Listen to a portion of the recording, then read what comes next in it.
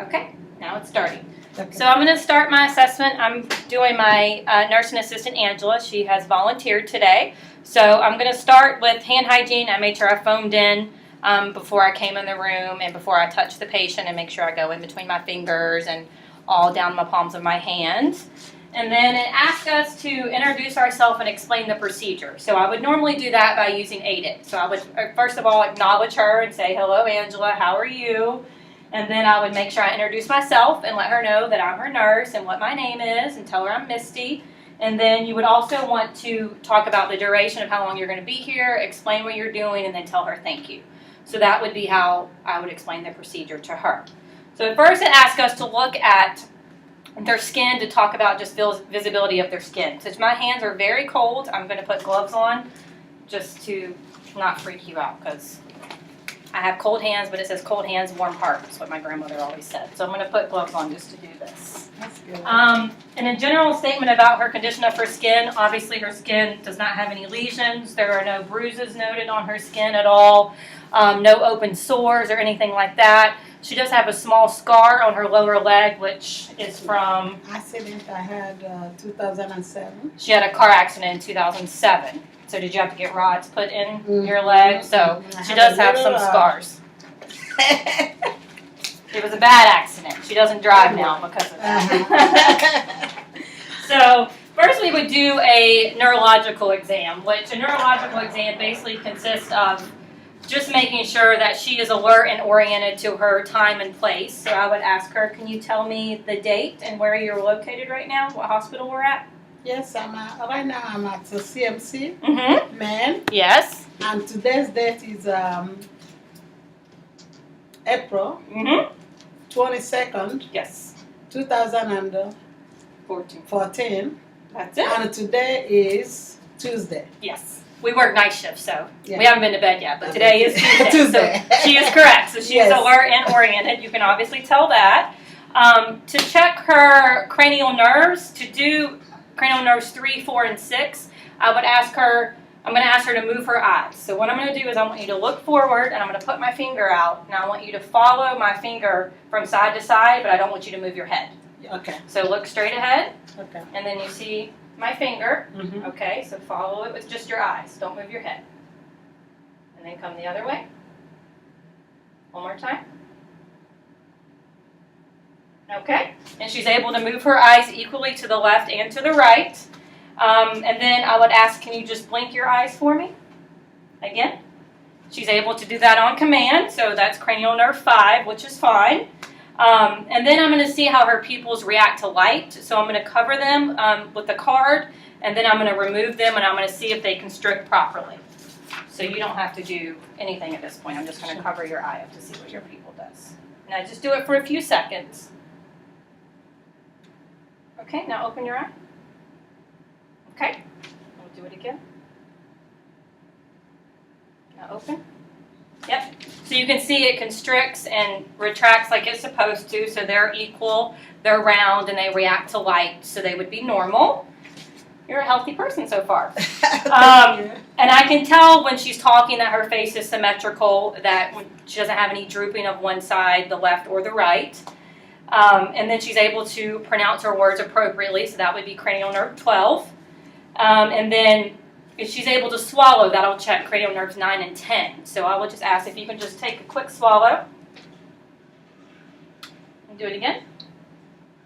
And she's able to swallow on command. So her neurological assessment would be within normal limits on all levels.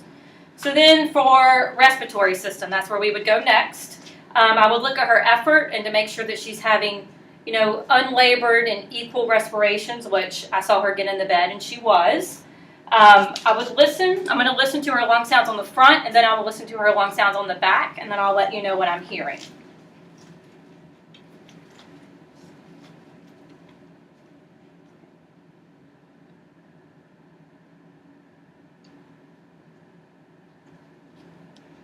Just breathe in. Come back out.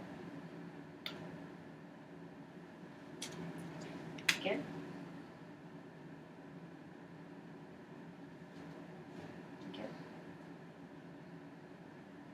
Okay.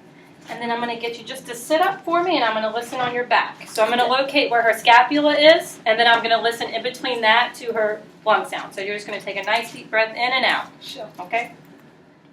And let me know if you get lightheaded or uncomfortable at any time. So I'm going to locate her scapula, and I'm going to go behind. Okay, take a deep breath in. Go in and out. Okay, again. One more time. Okay, you can lay back down. And so I also listen with the diaphragm of my stethoscope, and I kept my stethoscope on her back the entire time, not removing it, and making sure that I didn't hit my tubing with anything, because sometimes that can disrupt your lung sounds and make you think that you're hearing something else. She had normal vesicular breath sounds. There was no diminishing, there was no wheezing, there was no crackles. So you must not be a smoker or anything like that. I don't smoke, No. I don't drink. No smoker, no drinker. So she does not have any indication of that. Her lung sounds are clear. So next, the good old cardiovascular system. All right, so I'm going to listen to her heart sounds. So to listen to heart sounds, you do the whole 8 to man. So I'm going to start on the patient's right side, listening to the aortic, which is the second intercostal space, and then I will go pulmonic, herbs, and then tricuspid. So second, third, and fourth intercostal space. So I'm going to go start on the patient's left side because everything is located on the left except the aortic is located on the right. And then I will listen to her and I will let you know what I'm hearing. So I'm going to start on her right side. So I'm going to find her clavicle and I'm going to go down and I'm going to look for the second intercostal space, which is here. And then I'm going to listen also with the diaphragm of my stethoscope.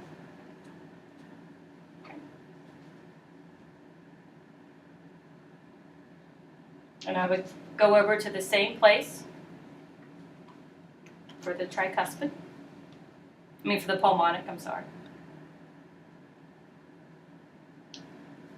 Okay, and I'm going to go third intercostal space. Okay.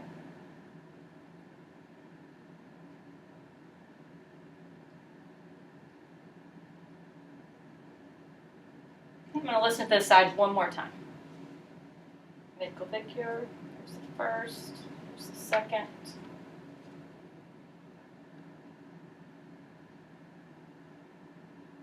Okay. So she has a regular beat. Her heartbeat is consistent. It's a constant rhythm. So there's no pauses or breaks, which is good. I noticed that her S1 was a little louder on her mitral and her tricuspid. And then the S2 was a little louder, the heart sound of the S2 under the aortic, the pulmonic, and the herbs point, which would be normal because that's when the heart is filling and constricting. So those will be normal breath sounds for those to be louder at those points, so that's good. And then it talks about your dorsal pedal pulses, which would be on the top of your foot between the first and second toe. You would feel those. So just so you know where I'm locating, here's her toe. So I would listen, I would feel right here. And it's a consistent bounding pulse. It's that way on both sides. And then to do the tibial, you would do the inner part of her ankle, not the outside, but the inner. It feels she's getting a doctor's appointment today. And it's bounding and it's normal as well. So that's good. She doesn't have any, no edema is noted here. Her skin is fine. So now we're going to do bowel sounds. So to do bowel sounds, I will start on her left side as well, and I will follow how the GI tract goes. So I will listen in all 4 quadrants for 15 to 20 seconds to see how her bowel sounds are. So I'm just going to listen. It may take a minute to listen to them, but don't be alarmed.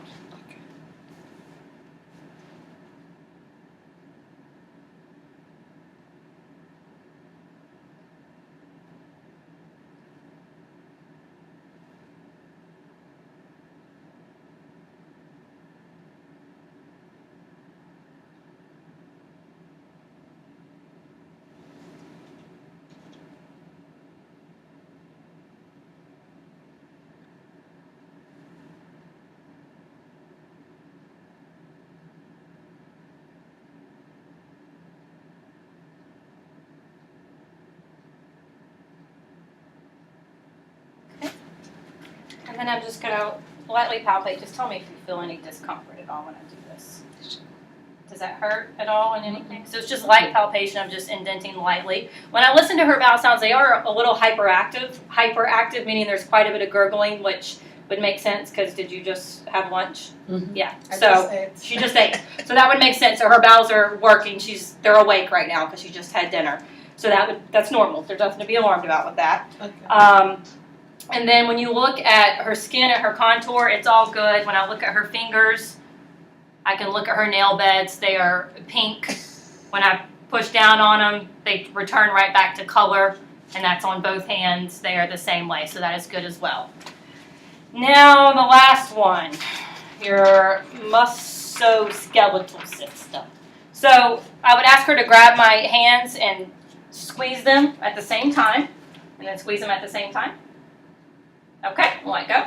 And she does them equal and bilateral. So no, that was not too hard. That was good. And she grabbed them both on command, so that's good.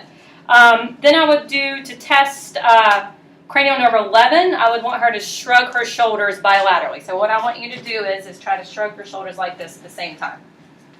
Yeah, and go up, and then back down. Perfect. She did it well. Good job.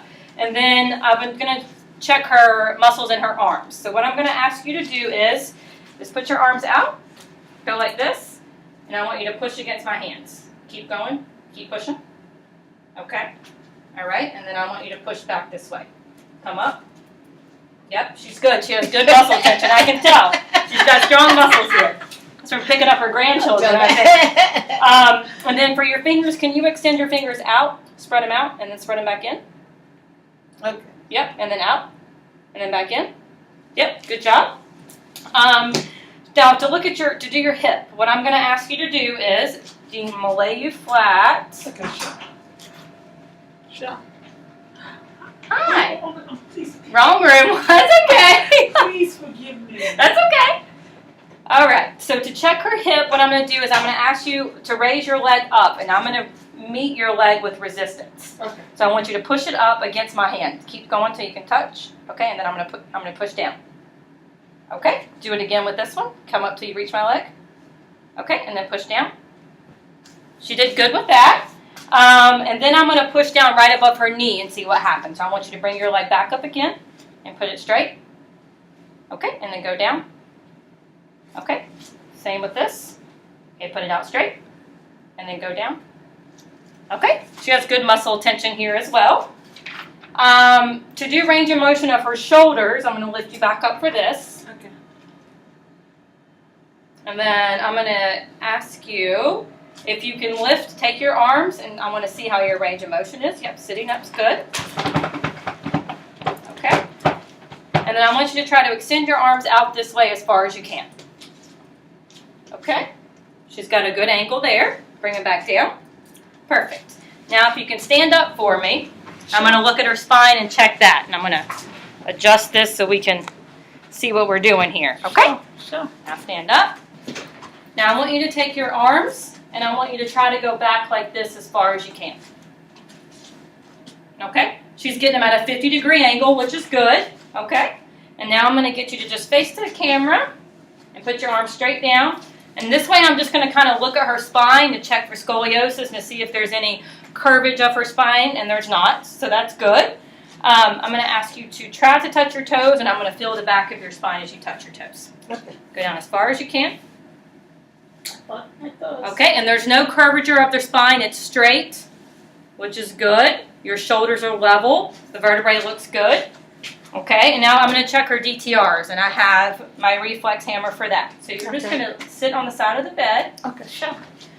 Okay, and sit all the way back if you can, where your legs touch. Okay, so now right below her knee, I'm going to hit with this reflex hammer, and I'm going to see what happens. Okay, so you just relax your leg for me. Okay. Can you see? And I'm going to go right below your knee. Are you ready? Okay, so they reflex up. That's good. They're a little hyperflexive, but that's okay. All right, and then one more time. Okay, all right. I think that's pretty much it. Her DTRs were good. Angela was a good patient for me, so wave to the camera and say bye. Bye-bye. Thank you. Thank you. I had a good time.